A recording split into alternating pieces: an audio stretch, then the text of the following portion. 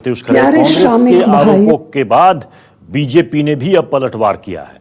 BJP नेता संबित पात्रा ने कहा कि संकट को कांग्रेस राहुल गांधी के लॉन्च पैड की तरह इस्तेमाल कर रही है।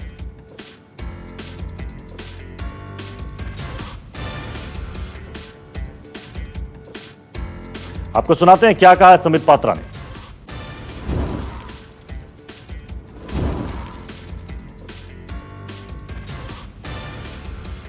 बेटे राहुल गांधी का लॉन्च पैड बनाने की जो प्रयास कांग्रेस पार्टी करती है, ये बात नहीं चलेगी, ये उचित नहीं है। The Congress party should not use the misfortunes falling on our country like corona और even a stand off with China as a relaunching pad of falling career of mister Rahul Gandhi. हर चीज में एक लॉन्च पैड ढूंढने की कोशिश कांग्रेस पार्टी करती है। अपने क्लाउन प्रिंस, आदरणीय अरुण जेटली जी ने कहा था राहुल जी के लिए, he is a clown Prince. Clown Prince को रिलॉन्च करने की जो कोशिश करती है, ये कोशिश ठीक नहीं है। बहुत दुखद है, आज हम सब हिंदुस्तानी, हम सब लोग, इसमें कोई पार्टी का विषय नहीं है, अपनी मुष्टिका बांध करके जब आर्मी के चीफ लेह गए हुए हैं, मोराल बूस्टिंग के लिए गए हुए हैं, हमारे आर्मी आज सख्त रूप से खड़ी है, संकल्प के साथ खड़ी है, शक्ति के साथ खड़ी है। ऐसे में मीटिंग करके आर्मी के मोरेल को डाउन करने की कोशिश करना, उसे घटाने की कोशिश करना, यह साजिश और षड्यंत्र से कम नहीं है। कोरोना को लेकर भी कांग्रेस पार्टी ने कहा है, और आज आप अगर सीडब्ल्यूसी के स्टेटमेंट को देखेंगे, आप आज सोनिया गांधी जी की स्टेटमेंट को देखेंगे, तो स्टेटमेंट में कहा जाता है misfortune does not come singly, misfortunes do not come singly, कि जो दुर्भाग्य होता है, यह दुर्भाग्य अकेले नहीं आता है। सोनिया जी, हमें दुर्भाग्य है, इस देश का दुर्भाग्य है कि कांग्रेस पार्टी जैसी एक पार्टी दुर्भाग्य के ऊपर भी राजनीति करती है। कोरोना, आपने कोरोना के ऊपर एक पैराग्राफ लिखा है। क्या मोदी जी ने कोरोना का आविष्कार किया? क्या हिंदुस्तान में मोदी जी ने कोरोना को लाकर लोगों को संक्रमित किया? ये किस प्रकार की बातों से आपने आज कोरोना को लेकर देश पर आक्रमण किया है? आज हिंदुस्तान कोरोना के खिलाफ, चाहे राज्य सरकार हो चाहे केंद्र सरकार हो, कोरोना के खिलाफ खड़ी होकर लड़ रही।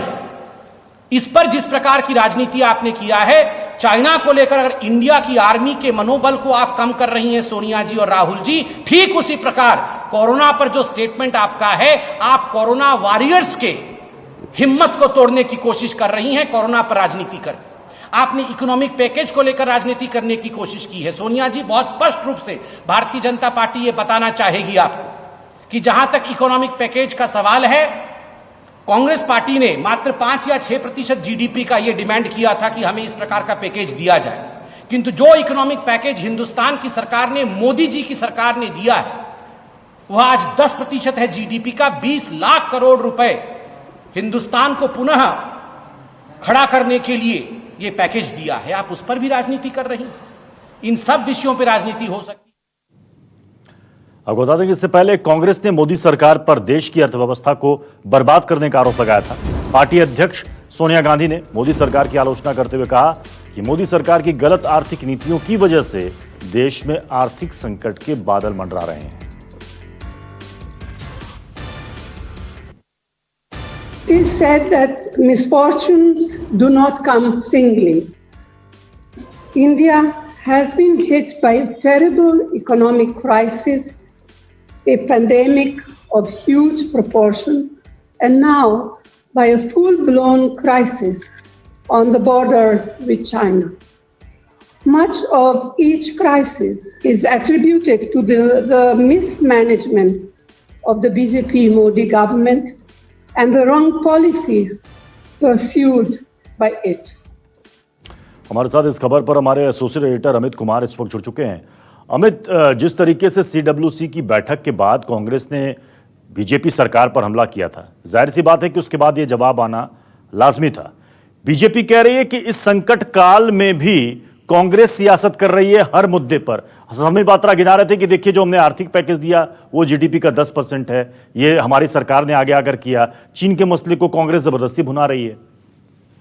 ये देखिए, ये तय था, क्योंकि अगर आप देखें तो आज सुबह ही जिस तरह से राहुल गांधी ने सवाल खड़े किए, इसके बाद फिर जेपी नड्डा ने बाकायदा अगर आप देखे होंगे तो बाकायदा ट्वीट करके उन्होंने कहा कि किस तरह से पहले कांग्रेस ने कम्युनिस्ट पार्टी के साथ समझौता किया, जमीन दी, तो इस तरह से आरोप प्रत्यारोप का दौर तो चल ही रहा है। और आज सीडब्ल्यूसी की मीटिंग में भी जिस तरह से तमाम चीजों को लेकर सवाल खड़े किए गए, चाहे कोरोना को लेकर भी सवाल उसमें किया गया कि भाई जो स्थिति थी वो उसमें उस तरह के पैकेज नहीं मिले जैसे होने चाहिए थे, और बार बार कांग्रेस से कहती कि डायरेक्ट पैसे देने चाहिए, कैश देने चाहिए जो परेशान है।